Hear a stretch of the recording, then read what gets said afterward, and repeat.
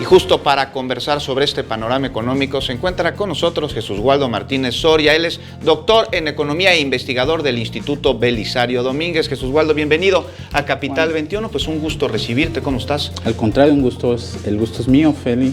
Juan, buenas noches. Jesús Waldo, ante estas previsiones de crecimiento derivadas de una incertidumbre por parte de inversionistas extranjeros, pues ¿cuáles son las puertas que se abrirían a la economía mexicana? No sé, tal vez las negociaciones finales del TEMEC, ¿esto puede mejorar?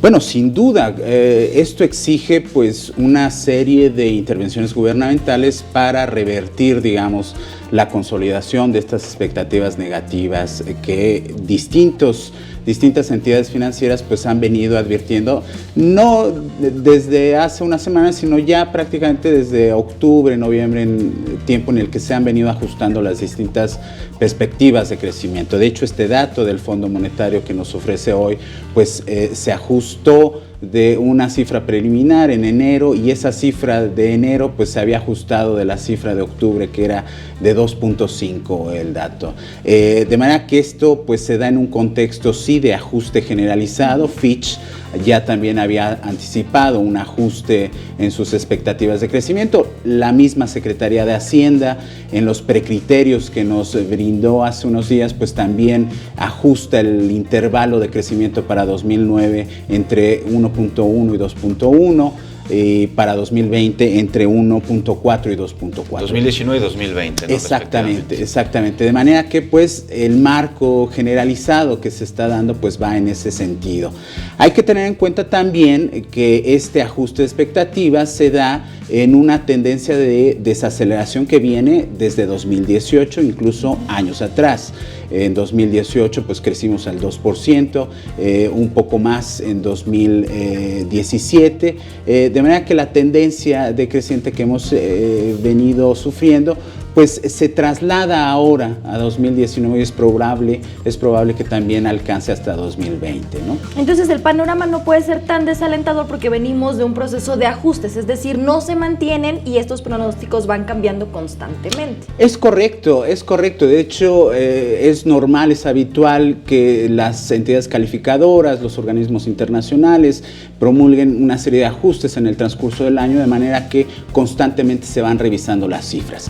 Claro, en este caso es particularmente importante por el inicio de gobierno, digamos, deterioro en la certidumbre que observan tanto inversionistas como empresarios, distintos sectores o mercados que están observando el comportamiento de la economía y que pues lo hace como una coyuntura específica en este caso que es conveniente atender. Mi lectura es que ante este ajuste de expectativas se constituye un sistema de alertas que conviene observar y que desde las decisiones gubernamentales conviene ajustar también en términos de política económica. Es importante que se tome nota para intervenir, corregir adecuadamente la orientación de las políticas que se quieren instrumentar. Esto a nivel de gobierno, Jesús Waldo, pero nosotros, los ciudadanos de a pie y ante este panorama, ¿qué recomendaciones nos das? Porque lo escuchamos lejano, pero sin duda afecta a nuestros bolsillos y nuestra cotidianeidad.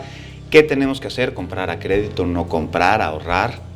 Bueno, ya son decisiones personales que obedecen a veces a criterios muy relativos a la condición de cada familia, de cada hogar. Sin embargo, por supuesto, esto se transmite en la inquietud de las personas, ¿no?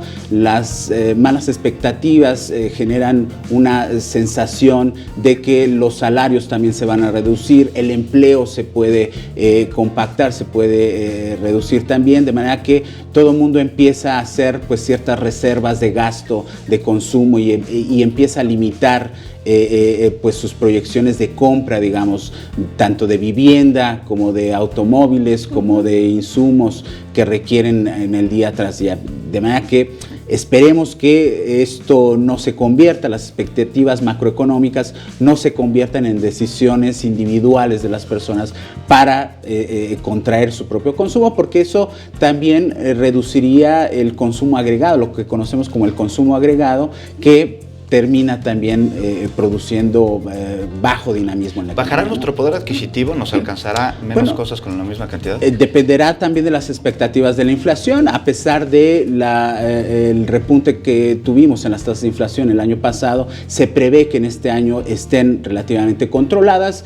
Habrá que apelar a la responsabilidad de quienes diseñan la política monetaria para mantener la inflación también bajo control y que eso no termine perjudicando, además de que exista sí una serie de decisiones que permitan recuperar los salarios de los trabajadores. No se trata de apretarle más la cartera, sino de estar ahí firmes, controlando los gastos e informados de lo que ocurre con las finanzas públicas. Es correcto, ser responsable siempre con el gasto personal, eso es fundamental, pero sobre todo estar informados. Es fundamental seguir las decisiones de política y seguir los indicadores económicos. Pues ahí estaremos y ya por supuesto nos platicarás en unos meses más seguramente, ya que llegue el segundo trimestre del año, a ver cómo se está comportando la economía. Seguramente, esperemos que sea mejor. Esperemos que así sea. Jesús Waldo Martínez, muchas gracias por acompañarnos. Muy bien, un placer. Muchas gracias.